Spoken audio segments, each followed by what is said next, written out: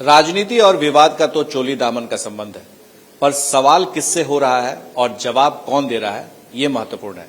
आज हमारे साथ खास मेहमान हैं, जेडीयू संसदीय बोर्ड के राष्ट्रीय अध्यक्ष जो हैं, वो सवाल आपसे बहुत सारे होंगे क्योंकि बीजेपी और जेडीयू के बीच तल्खी है, राज्यसभा का चुनाव होना है, एक सीट है। ऐसे में जो सबसे पहला सवाल ये उठता है कि नीतीश कुमार की मुलाकात नेता प्रतिपक्ष तेजस्वी यादव से 1 घंटे तक अकेले बंद कमरे में होती है। कहा जाता है कि जातीय जनगणना पर अगर आप याद करें तो 5 साल पहले जब वो डिप्टी सीएम थे तब उनकी आखिरी मुलाकात हुई थी अकेले बंद कमरे में, और उस वक्त उन्होंने कहा था कि एक्सप्लेन करिए जो उन पर आरोप लगे थे। 5 साल बाद अकेले मुलाकात, खास तौर से ऐसे समय में जब बीजेपी और जेडीयू के बीच सब कुछ ठीक नहीं चल रहा है। देखिए, अकेले मुलाकात का कोई अलग से बहुत राजनीतिक अर्थ निकालने की जरूरत नहीं है। उसमें सब लोगों को मालूम है, तेजस्वी ने पहले ही बयान दिया था कि जातीय जनगणना पर उनकी पार्टी की ओर से कोई कार्यक्रम होने वाला है। उसके पहले मुख्यमंत्री जी से मिलना चाहते हैं कि बिहार की सरकार क्या चाहती है, क्या कर रही है। उसी संदर्भ में बात हुई और बाहर आकर उन्होंने कहा भी कि जातीय जनगणना बिहार की सरकार कराएगी। मुख्यमंत्री जी बिल्कुल उन्होंने आश्वस्त किया है। तो उन दोनों के बीच बातचीत का तो यही विषय था, इसलिए इसको अलग से कोई देखने की जरूरत या कोई और अर्थ निकालने की जरूरत इस मुलाकात को अर्थ इसलिए निकल रहा है क्योंकि तेजस्वी यादव से हाल के दिनों में नीतीश कुमार की जो मुलाकात है वो सुर्खियों में रहा है। आप भी देखे हैं, इफ्तार के मौके पर वो पैदल अपने घर से निकल गए। जब जेडीयू की तरफ से इफ्तार दी गई पार्टी तो वो बाहर तक छोड़ने आए, खड़े हुए उनके लिए इंतजार करते रहे। आपको नहीं लगता है कि ये जो नजदीकियां हैं ये बीजेपी को खटक रही होंगी? नहीं, देखिए, इसमें किसी को खटकने जैसा नहीं होने चाहिए, क्योंकि तो कटसी है ना, कोई किसी के यहाँ आए तो स्वागत करेगा ही। बीच में तो कोरोना का पीरियड था जिसमें 2 साल तक आना जाना ही बंद था। कोई इफ्तार पार्टी या कोई उस तरह का कार्यक्रम ही नहीं हो पा रहा था जिसमें सब पार्टी के लोगों को, कोई भी दल के लोग बुला पाए। तो 2 साल के बाद इस तरह की स्थिति बनी तो फिर इफ्तार का कार्यक्रम शुरू हुआ, तो सब लोगों ने किया। तो मुख्यमंत्री जी के यहाँ भी हुआ, तेजस्वी यादव के यहाँ भी हुआ। तो एक जगह से दूसरी जगह लोग गए। तो इसमें कोई ऐसा तो नहीं है कि कोई उसके चलते कोई नजदीकी बढ़ गई या किसी को खराब लगे, किसी को अच्छा लगे। इसका कहाँ इससे कोई संबंध नहीं। नजदीकी की बात इसलिए कही जा रही है क्योंकि आप लोग जिस तरह से पहले हमलावर थे आरजेडी को लेकर के, लालू यादव को लेकर के, अब आपकी आवाज में वो चीज नहीं है। आप एक सुर में कभी नहीं कहते हैं कि राजनीति में जो है वो कुछ भी हो सकता है, लेकिन लालू के साथ आप फिर नहीं जाएंगे। ये आप क्या कह रहे हैं कि चाहे जो हो जाए लालू के साथ नहीं जाएंगे? देखिए, अभी कोई एजेंडा ही नहीं है इस तरह का। तो जो एजेंडा ही नहीं है उस पर भी बोलने का क्या मतलब है? एजेंडा पे बात होती है ना। तो आज का एजेंडा राजनीति का तो यह है नहीं। आज तो एनडीए के साथ पूरी मजबूती के साथ हम लोग खड़े हैं। बीजेपी, जेडीयू, मांझी जी सब लोग मिलकर एनडीए चला रहे हैं। तो इसमें कोई नया एजेंडा तो आ नहीं गया कि हम फिर कहाँ जाएंगे, नहीं जाएंगे, इसका कोई प्रश्न ही नहीं उठता है। तो इस पर फिर बात क्या? एजेंडा है ना जातीय जनगणना। जातीय जनगणना के एजेंडे पर आप दोनों साथ दिख रहे हैं।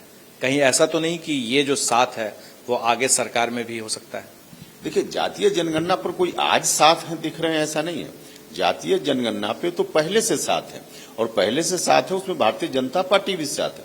आप याद कीजिए, विधानसभा से, विधानमंडल से जो प्रस्ताव पारित हुआ जातीय जनगणना, नहीं लगता है कि ये जातीय जनगणना जो है वो मसला रुका हुआ है बीजेपी की वजह से, क्योंकि बीजेपी के नेता फैसला नहीं कर पा रहे हैं कि इस पर उनको क्या करना है, बिहार में क्या स्टैंड है? हाँ, यह बात बिल्कुल ठीक है कि भारतीय जनता पार्टी अब तक फैसला नहीं कर पाई है। फैसला मतलब बिहार जनता पार्टी की बात हम कर रहे हैं, क्योंकि केंद्र सरकार का जो स्टैंड है उसमें केंद्र सरकार की ओर से यह तो वक्तव्य आ चुका है कि कोई राज्य की सरकार अगर अपने यहाँ कराना चाहे तो राज्य की सरकार करा सकती है। तो जब राज्य की सरकार करा सकती है तो मुख्यमंत्री जी ने पहल की है कि बिहार में भी हो। हमारी पार्टी का भी क्लियर स्टैंड है। तो उस परिस्थिति में मुख्यमंत्री जी की इच्छा है, जो बिल्कुल सही इच्छा है, कि तमाम पॉलिटिकल पार्टी के लोगों को एक साथ बैठा लिया जाए और बैठ करके कैसे करना है इस पर तय हो जाए, क्योंकि यह सबका इशू है, कोई एक पार्टी का इशू नहीं है। तो अब इसके चलते सब पार्टी के लोगों को बैठाना पड़ेगा और इस तरह की जो बैठक होगी, इस बैठक के लिए बीजेपी ने अभी तक सकारात्मक कोई उधर से सिग्नल नहीं दिया है कि बैठक में जाएंगे नहीं जाएंगे, क्या करेंगे। तो भारतीय जनता पार्टी के चलते यह विलंब हो रहा है बिहार में जातीय जनगणना का इशू, यह बात बिल्कुल सही है। ऐसे में फिर आखिरी सवाल ये है इस विषय पर तेजस्वी यादव को लेकर के, क्या आप ये साफ साफ कह सकते हैं कि जातीय जनगणना पर हम साथ जरूर है, लेकिन आगे आप लोगों का कोई सरोकार नहीं होगा, आप लोग किसी तरह से सरकार में उनके साथ नहीं होंगे या उनके साथ जाने का सवाल नहीं? हाँ, बिल्कुल। जातीय जनगणना पर हम लोगों की सहमति है एक दूसरे के बीच में, तो उस एजेंडा पर हम साथ हैं। बाकी पूरी मजबूती के साथ एनडीए के साथ है, और कहीं इधर उधर का कहाँ कोई सवाल। कैसी मजबूती है? पोस्टर से नीतीश कुमार का चेहरा हटा दिया जाता है, और जब बवाल मचता है, हंगामा होता है, मीडिया में बातें आती हैं, तो पुराने पोस्टर को धराशायी कर दिया जाता है, हटा दिया जाता है, फिर से नीतीश कुमार के चेहरे को लेते आया जाता है। ये क्या हो रहा है? देखिए, किसी एक व्यक्ति ने कुछ कर दिया तो इसका मतलब पूरी पार्टी ने वैसा किया, यह अर्थ नहीं निकालना चाहिए। किसी एक व्यक्ति ने किया, बाद में बाकी लोगों का ध्यान गया, तो उस भूल को लोगों ने सुधार लिया। पार्टी की ओर से नहीं है ना, इंडिविजुअल तो कोई कभी कुछ गलती कर सकता है। ये तो सरकार के स्तर पे है। ये जो निमंत्रण पत्र पढ़ा था, आमंत्रण पत्र जिसके आधार पर लाया था, उसमें तो नीतीश कुमार गायब थे। नीतीश कुमार का कहीं नाम, न चेहरा, न कोई बात, राज्य के मुख्यमंत्री का कोई नाम नहीं, जेडीयू का कोई चेहरा नहीं, जेडीयू का कोई नेता नहीं। देखिए, अगर जानबूझकर ऐसा हुआ है तो निश्चित रूप से ऑब्जेक्शनेबल है, लेकिन लोगों से भूल हो जाती है। ये भूल है। मुख्यमंत्री के चेहरे को सरकारी कार्यक्रम से बिहार में हो रहा हो और आप इसको भूल मांगते हैं, इसको चूक मानते हैं। हम यह नहीं कह रहे हैं, हम कह रहे हैं कि अगर भूल बस स्वीकारते हैं लोग की भूल हुई है तब तो ठीक है, अदरवाइज जानबूझकर हुआ है तो निश्चित रूप से आपत्तिजनक है। मुख्यमंत्री के चेहरा के बिना कोई भी इस तरह का कार्यक्रम नहीं होना चाहिए, यह बात बिल्कुल सही है। सवाल प्रशांत किशोर को लेकर उठा है, तो प्रशांत किशोर पर आपकी जो सहयोगी पार्टी है वो बिल्कुल उनको दलाल से लेकर राजनीतिक तौर पे उनको बताते हैं। आप लोग किस तरीके से देखते हैं प्रशांत किशोर की राजनीति में आने को लेकर के? क्या भविष्य में आप देखते हैं कि जेडीयू को उनका साथ हो सकता है? देखिए, उनके बारे में किसी और पार्टी ने या किसी नेता ने क्या कहा नहीं कहा उनका मामला है। प्रशांत किशोर जी का जो स्टैंड है वो हमको खुद ही नहीं समझ में आता है, क्योंकि आज कुछ बोलते हैं, कल कुछ करते हैं। साल डेढ़ साल पहले उन्होंने एक बार डिसीजन लिया है कि हम यूथ को कनेक्ट करेंगे, जोड़ेंगे, फिर उनका डिसीजन पता नहीं कहां चला गया, तो अभी खुद ही क्लियर नहीं है, तो उनके बारे में क्या टिप्पणी करनी है? आपको लगता है कि जेडीयू के साथ कभी आ सकते हैं? नहीं, कौन किसके साथ आ सकता है तो उसकी मर्जी है, उस पर अभी क्या बात होगी। राज्यसभा चुनाव के डेट का अनाउंसमेंट हो गया है। एक सीट जेडीयू के खाते में है और वो आरसीपी सिंह जो केंद्र में मंत्री हैं। केंद्र में मंत्री रहेंगे या नहीं रहेंगे ये निर्भर करता है उनके राज्यसभा में जाने पर। तो क्या राज्यसभा में वो रिपीट होंगे? क्या केंद्रीय मंत्रिमंडल में आप लोगों का की जो हिस्सेदारी है जिसको लेकर के वो गए थे उसमें वो रहेगा? इस सवाल अभी जल्दीबाजी है, क्योंकि अभी तो नामांकन की शुरुआत भी नहीं हुई है, तो अभी जल्दीबाजी में समय पर सवाल पूछिएगा, जवाब दें।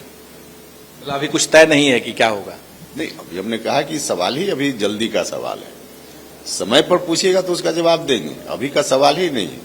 अभी तो नामांकन की शुरुआत भी नहीं हुई, अभी तो उसके पहले बाई इलेक्शन हो रहा है, एक राज्यसभा की सीट जो खाली है, तो इसलिए अभी का सवाल ही नहीं है जिस पर कुछ कहा जाए। प्रशांत किशोर के अलावा दो और शख्स हैं, एक चिराग पासवान है और एक मुकेश सहनी है। मुकेश सहनी को अभी हाल ही में बेदखल किया गया मंत्रिमंडल से और आपके गठबंधन से भी वो बाहर हो गए हैं। और जब उनको हटाया गया था कैबिनेट से तो ये लिखा गया था कि राज्यपाल को भेजा गया कि बीजेपी के कहने के अनुसार, बीजेपी के पत्र के बाद उनको हटाया जा रहा है। क्या आपको लगता है कि बीजेपी की आपत्ति है?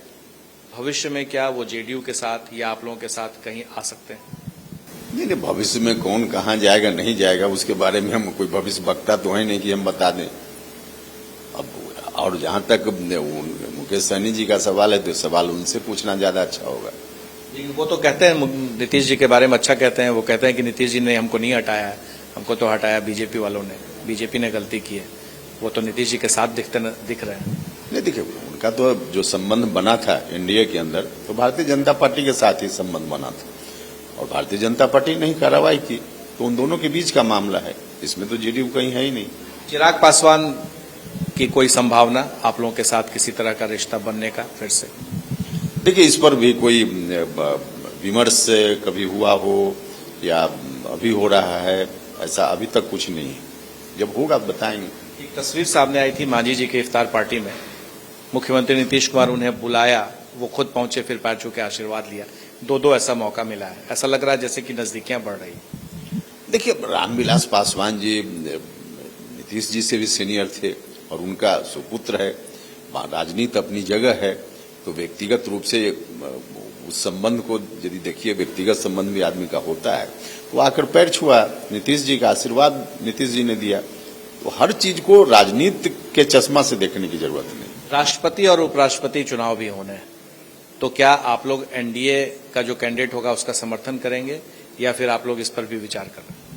इस पर विचार करने के बाद ही कुछ करना संभव होगा। पहले राष्ट्रपति चुनाव की घोषणा तो हो, उस पर विमर्श होगा, फिर उसके बाद डिसीजन होगा। आपने सुना कि बहुत सारे ऐसे सवाल थे जो संसदीय बोर्ड के अध्यक्ष होने के नाते वो देना नहीं चाहते थे, क्योंकि उनको पता है कि अभी बोलने का अर्थ क्या होगा, और ऐसे सवालों को टालने के लिए उनके पास एक बड़ा अच्छा शब्द है, विचार नहीं हुआ है, देखेंगे आने वाले समय में। लेकिन एक एक दिन बिहार की राजनीति में बहुत ही गंभीर है और हमारी उस पर नजर है। हमारे सहयोगी विशाल के साथ प्रकाश कुमार, एबीपी न्यूज, पटना।